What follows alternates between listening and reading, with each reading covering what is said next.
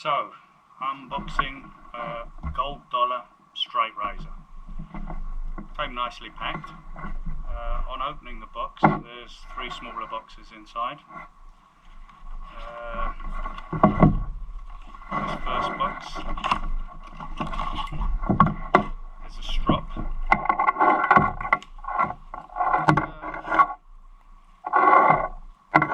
Here's the leather. It's cheap, of course. Do you know what? I think it will probably work. Next box.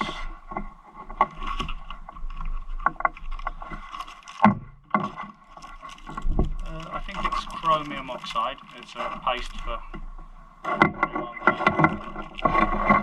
maybe on the orange material. You want to sharpen the razor a little. And then we come to the razor.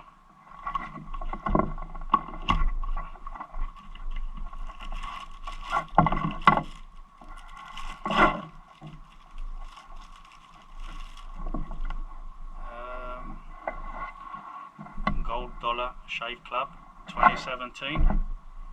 The scales appear to be some sort of softwood stained black.